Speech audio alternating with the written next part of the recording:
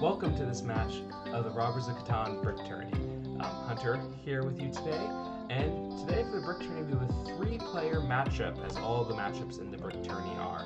We got an exciting slate of contestants here today with I Eat Potato in the blue, Albie in the red, and AK-48 in the black. Currently our viewpoint is from AK-48, so you can see they're selecting their spot here, but should be a really fun match today. First of all, just a little bit about our 3v3 tournament. Like the name says, it's a series of 3v3 games, and compared to a 4v4 game, if you've never played a 3v3 game of Catan before, these games can be a lot more streaky. You know, you have a lot more opportunity for players, but a little bit more direct competition. So what that means is we've modified the VP limit to win the game to 12 to allow for those games that have a bit more areas for the players to flex their legs a bit. We've also increased the hand discard limit to 8 instead of 7. Besides for that, though, all the rules are the same. And the thing to look out for is trading probably won't be as common. You know, when you have a 4-player game, 2 people can trade between themselves, leave 2 players out of it. Now, in 3-player games, you tend to only see trades between players if there's one person that's really pulling ahead, or both players think that one trade is really beneficial to themselves, just because of the fact that you only have 2 competitors instead of 3. So, as a part of that, things like ports and stuff can become very, very useful for the game. But let's take a quick look at the board.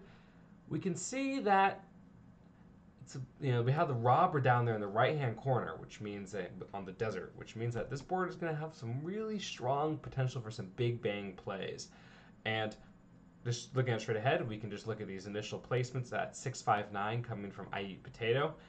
Getting that with the 3rd pick, it's a great resource spot. So the question is, why were they able to get that with a 3rd pick? Well, the thing that really jumps out to me looking at this board is that the ore is not very strong. You only have the 11, the 4, and the 3 up there in the top. And it's going to probably have a premium to get that ore. And we can see Albie with the 1st pick chose to go on the 4 for 3 while still getting access to wheat. That 8 spot is great for wheat. There's not a ton of other great spots outside of the 9. But that's why we think Albie went there. AK-48 took the 8-5-10. Solid spot, wants some good diversity of resources. We can see looking at this board that the only good timber spots are really that 5. There's also the 10, but the 2 and the 12, not that useful. And we can see now I Eat Potato going for just straight raw resource production. You like to see it. They have no access to ore, but they're going to get a lot of resources down there on the left side of the board. At the same time, Albie here doesn't have any access to timber. We'll really need to trade for it, and it might be a little hard to come by. Something to keep an eye on for Albie as we go through the game. And finally, looking at AK-48, no access to brick. Right? Now, brick is perhaps going to be a little easier to get because of both the 8 and the 6, but every contestant here on the board is missing something.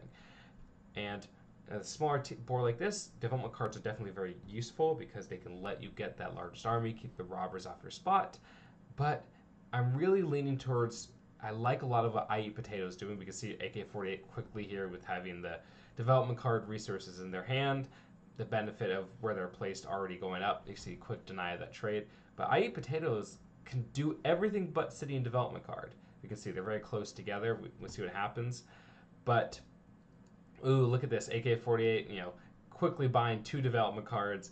And we see, having that strategy for him is definitely paying off quickly. But where's the expansion opportunity? We talk about I Eat Potatoes, the only one with all the settlement resources. Quickly settling on that 2-for-1 port. They're on that 6 and the 5. They're doubled up on the 5 for the sheep. That port is going to be quite strong, and they still have opportunities to expand up here to the top to 12-11-6, go down to the 8-4-3, build in the 5-4-11. They have tons of great opportunities still to expand. I Eat Potatoes really starting to establish themselves as an early threat, which I think is informing that placement of the robber on their brick port. And without ore, it might be really hard for I Eat Potato to get that spot off. We'll see. But looking here at the board, you can see I Eat Potato, no cards in hand, kind of did their move. Albie now trying to make some trades, really looking for that timber, which we know Albie doesn't have, but can't find any takers for it. We know, I Eat Potato doesn't have any in hand, AK-48 doesn't have any in hand, so Albie's going to probably be stuck holding here for a little bit. All right, AK-48 with a quick roll, the 4, giving Albie some really powerful resources. Albie now over that discard limit, getting a sheep as well. That's a development card at least in their hand. Wow, the 8 being blocked, really coming in clutch, blocking I Potato from getting that much needed brick. And Albie now, 11 cards in hand. We know they can development card, but can they city? We see them using the knight real quick to move it. It looks like they're trying to steal something. Interesting. We don't know what they stole, but 12 cards now in hand. We'll see. I mean, we know AK-48 could probably have a pretty strong turn coming up next with that +2 wild card in their hand.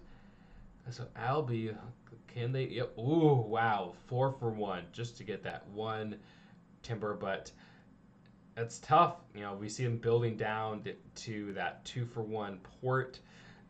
Looking at that 2 for 1 port, yes, they do have a decent amount of ore production, but that's relative. Ooh, AK-48 with a big turn, buying another development card, kind of sculpting their hand a little bit better. But looking back at this Albie move here to build this road, 4 for 1 for the timber. We know they're going to need another timber to settle, and when they settle, they get that 6. They double up on the 6 brick. That's a lot of resources, but that's all they get from that new spot. And I don't know if they're going to be in a position where they want to 2 for 1 away their ore, because they're not making a ton of ore, and they can probably use that to settle, or to city, sorry, and to buy development cards or for trades, but we'll see.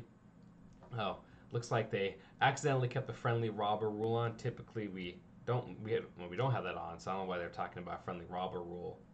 Oh, yes. So, looking at my sheet here, looks like they might have kept the friendly robber rule on, which typically for these matchups we don't include, but in this case, it doesn't impact things too much, so we're not going to reset the game. But what the friendly robber is you can't rob someone that is at 2 VP. You have to wait till they get a 3rd VP, which in this case, very beneficial for Albie and AK-48. A little bit of a mistake here. We'll see if that impacts the game. Perhaps a little bit of dialogue after the game. If it feels like it impacts the game, we might have some people upset. Hopefully it doesn't happen, though. But we see Albie quickly rolling a 7, so probably didn't really seem like, if Albie was going to be robbed, probably would have been moved anyway, so not that much of an impact right here from it. But they decide not to rob I Eat Potato, decide to move it up to the 12. Interesting choice here. We don't know, maybe there's a bit of an alliance going on here, or they feel bad, but definitely hurts their chances in this game if they're not going to be stopping it. I Eat Potato from getting their needed resources. All right. Rolling a quick little 11 here in Albie, or AK-48 now with a lot of wheat in hand, but not much else. They're at 7 cards in hand. Looks like they're going to run the dice, hope that they fall into some other resources that they need. 12 getting rolled. Well, double blocked. Another 9 coming in. Lots of wheat coming in from I Eat Potato. Their hand's mostly wheat, but can't hate it. Yeah, and looking here, Albie's taking some time to think about their roles here, trying to trade for another timber, but no timber to be traded for. You can tell by the fact that it's grayed out that people don't have access to it.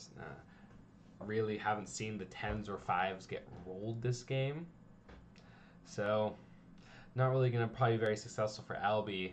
They might have to do another 4 for 1 here, but it's an interesting thing. Looking at Albie's setup, you kind of have to assume that they want to go heavy into development card strategy, but they've only purchased 1 development card. They seem to really be trying to prioritize getting that settlement for that 2 for 1 port to give themselves that flexibility.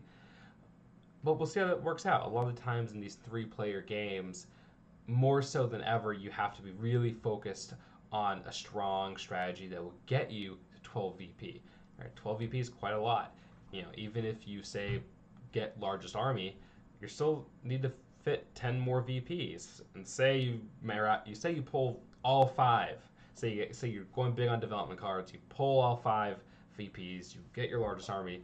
You still have to get 5 VP from your settlements. So you still are going to have to either deploy your settlements or city a few times. And so a lot of the times in these 3-player games, more so sometimes in these 4-player games, having a really strong strategy to say, okay, this is how I'm going to start to snowball and build more settlements and build more cities can be really crucial, because without those cities, you're not going to win the game, even if you settle all 5 of your settlements. And so this might be a little bit of an issue for I Eat Potato as they go into this game, because they don't have access to the ore.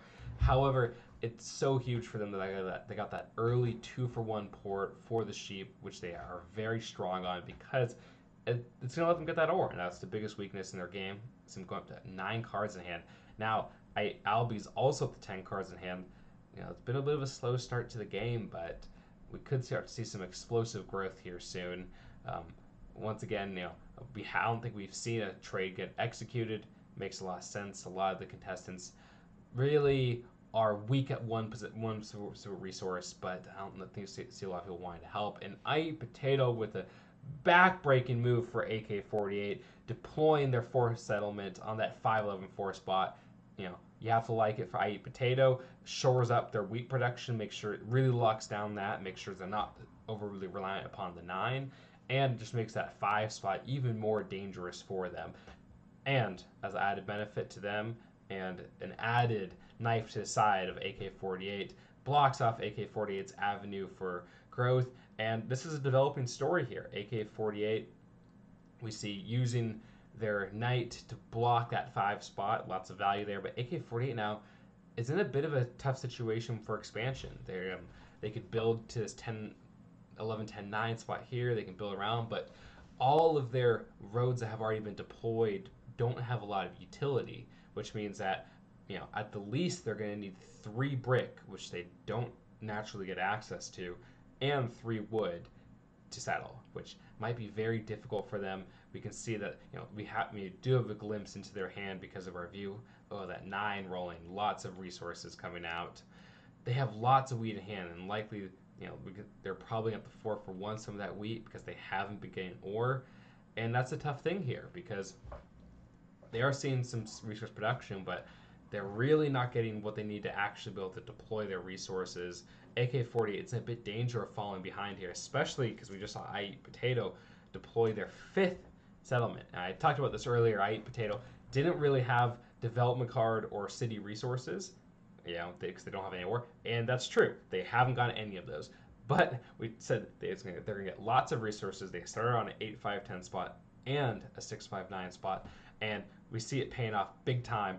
They are just rolling in the resources. The weakest resource that they have access to is probably wood, but they've been getting enough, and they haven't really had to use that many resources to build their roads. They're probably, if they actually want to go for largest road here, not going to face much competition, because their competition, from Albi and AK-48, they really need those road resources for the settlements. And so I Eat Potato now, what they have to do is they have to start getting development cards. They have to start citying. They're out of settlements.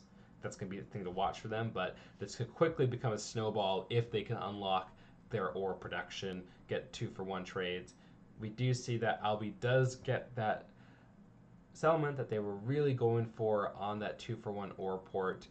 We'll see. It gives them more resources, but I don't know if that ore port is necessarily the biggest tool for them now. It might have been more beneficial to say, go up to secure some more resource production, secure some wood production perhaps, but with their initial placement, it was a little tough to kind of see those early lines that they could build towards. I Eat Potato, oh my god, yep, 4-for-1, 4-for-2, because they have a 2-for-1 port, trading in the sheep for the ore they needed, and building that city, huge for them. Not only is it more production, but it opens up another settlement that they can now place, because you can only have 5 settlements at the same time. They only have 4 now.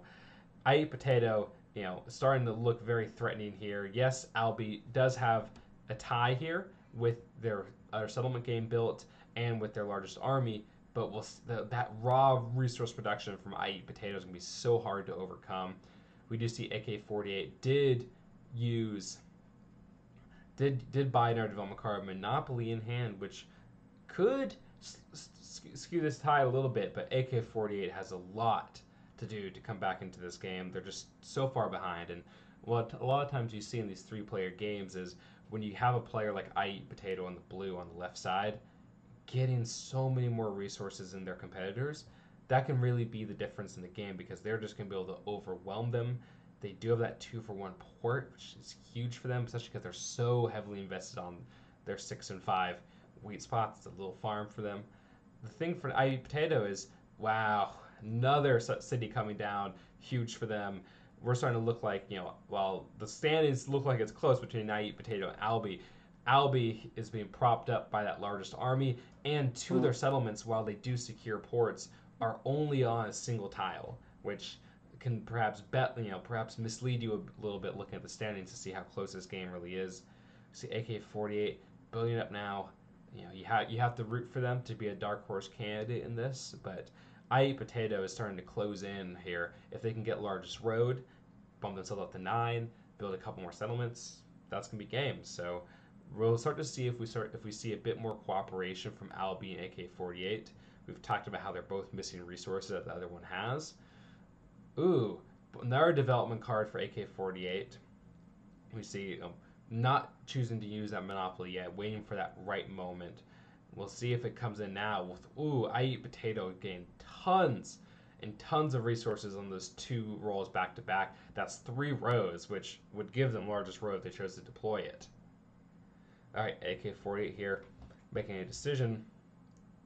Looks like they want to maybe pursue some national trades. I don't know if they're going to have a lot of success, but if they do, that makes their path easier. But if they can't, they do get a trade from IE Potato, making that trade. Interesting choice here. Feeding the beast a little bit, but AK-48 seems to decide it's worth the risk. But IE Potato here, avoiding rolling the 7, 14 cards in hand. I mean, you have to assume huge churn coming here, building up out across their right, getting another settlement in. I mean, they are just running away with this game as it currently stands. And you have to wonder for AK-48 here, the way this game works is you don't get anything for coming in second place. You have to win the game. And so, interesting choice to help IE Potato. IE Potato getting more would, I mean, how do you stop this juggernaut? All right, AK-48 here with 3 development cards in hand. We know there was a monopoly and a knight here. The knight made us have much utility, opting not to use the monopoly, opting to pass the turn here. IE Potato getting 2 more sheep, 12 cards in hand. They build 1 more road. They're up to 10 VP, and then they just have to settle and city or double city. Maybe pull a development card if they're feeling frisky. But IE Potato has gone to this point without pulling a single development card. Truly impressive. Just the raw production and flexibility that they've developed has been so strong. Up to 10 VP, still with 8 cards in hand. Trade into the bank to get a wheat here. With another settlement up to 11. This has been truly an astounding run for IE Potato after, we talked about the early start. We like their position with lots of resources and diversity, and just they have not been slowed down in the slightest. Albi and AK-48 here, if they're going to do anything, they have to do it now, and they have to pray. Big monopoly, stealing 9 for AK-48. Buying a development card, pulls another monopoly. Oh my god! But looks like going for perhaps a city here. I mean, it's what you have to do. Well, buying 2 more development cards, perhaps trying to fish all the VPs out of the deck. 5 development cards in the hand. IE Potato rolling a 7 here. Oh, that is backbreaking. I mean, Albi and AK-48 do have knights they can deploy, but IE Potato gets a little bit of breathing room here. I mean, if a 5 gets rolled, IE Potato gets 2.5 of any resource they want. 6 getting rolled, that's any resource IE Potato wants. It's looking quite dire here. We see AK-48 just mowing through and using their development card, but runs out of development cards that they can deploy. Looking to build here, but it's going to be tough. All right, AK-48 reaches in. IE Potato going to roll. Ooh, the 10 being blocked, pulling off huge immediately.